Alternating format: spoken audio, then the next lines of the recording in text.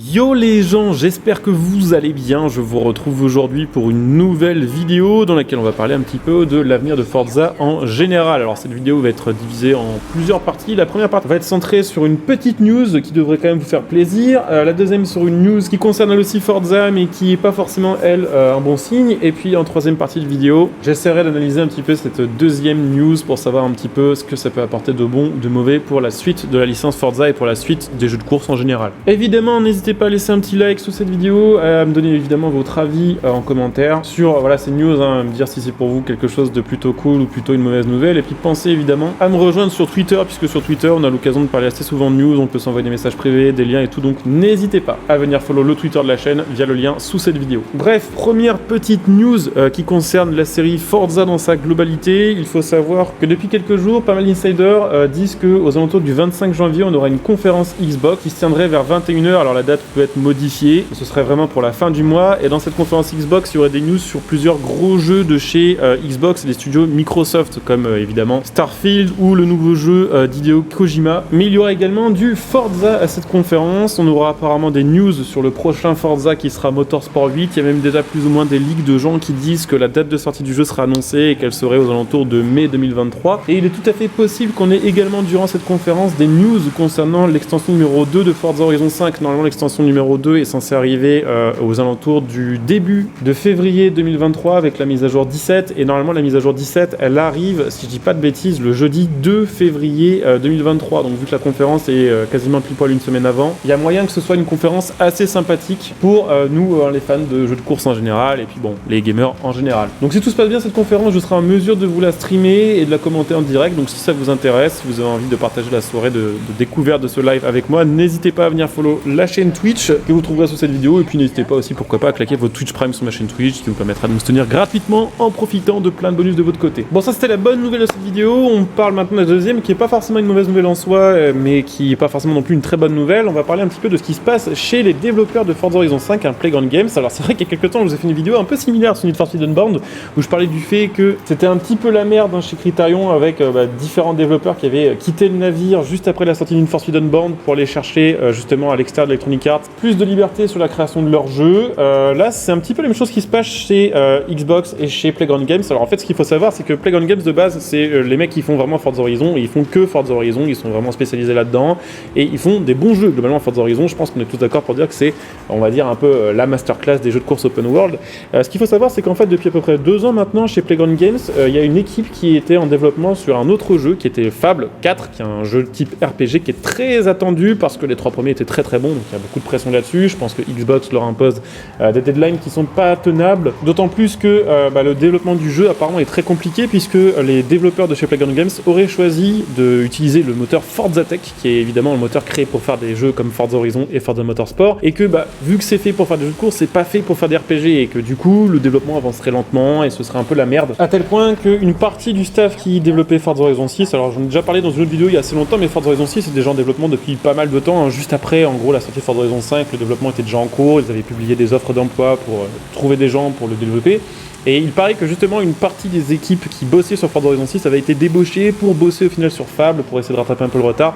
Enfin bref, c'est pas tout beau tout rose chez Playground Games, malgré ce qu'on peut croire quand on regarde leur live. Et faut croire que certains en ont eu marre, puisque y a pas mal de gens qui ont quitté le studio Playground Games, et quand je vais vous annoncer un petit peu les noms et les postes des gens qui ont quitté Playground Games, ça va peut-être pas vous rassurer pour la suite de Forza Horizon. On va voir un petit peu tout ça dans cette vidéo. Ce qu'il faut savoir, c'est que y a Mike Brown déjà qui quitte le studio Playground Games pour aller fonder son propre studio qui s'appellera Maverick Games, qui sera un studio centré sur les jeux indépendants AAA, donc en gros des jeux à gros budget mais qui ne seront pas développé sous la tutelle ni de Microsoft ni d'Electronic Arts, donc en gros pas de gros éditeurs derrière. Donc il a quitté le studio. Il faut savoir que Mike Brown c'était le directeur créatif de Forza Horizon 5, donc c'est en gros lui qui a fait les choix de Forza Horizon 5, et à mon avis très honnêtement, c'était lui qui était un petit peu à l'initiative des bonnes décisions, des choses qui ont été vraiment faites sur Forza Horizon 5 pour faire kiffer les joueurs originels de la série. Et c'est quand même un gros poste, un directeur créatif, c'est vraiment assez élevé sur le développement d'un jeu. Et il faut savoir qu'il n'est pas tout seul, puisqu'il y a le producteur principal de Playground Games, Tom Butcher, qui se casse avec lui chez Maverick Games, le directeur technique Matt Craven, le directeur artistique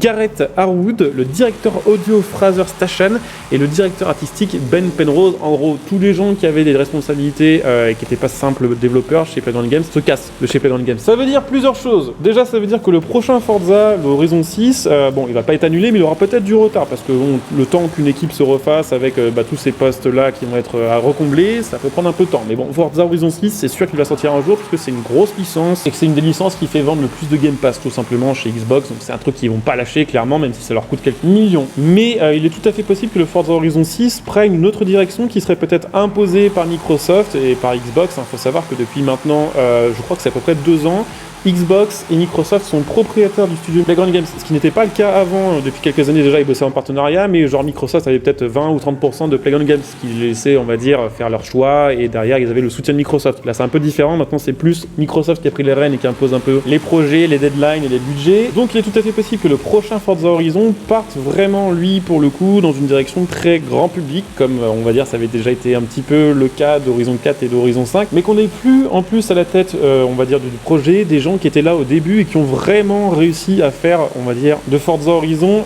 le king des jeux de course open world qu'il est vraiment devenu. Alors après, il est tout à fait possible que Forza Horizon 6 soit tout de même une bonne surprise, puisqu'il est possible que les gens qui vont remplacer ces personnes-là à ces postes importants soient remplacés par des gens qui ont une vision, on va dire, de Forza Horizon similaire à celle des anciens développeurs qui ont quitté le studio. Mais déjà qu'on était un petit peu sur le fil du rasoir avec Forza Horizon 5, on va dire, entre l'équilibre passion automobile et jeu vraiment grand public, j'ai bien peur que l'on bascule vraiment du côté jeu très grand public et qu'on oublie vraiment le côté passion. Évidemment, dès qu'il y aura des news à propos d'Horizon 6, vous pouvez quand même compter sur moi pour être au taquet, pour voir un petit peu à quoi ça va ressembler.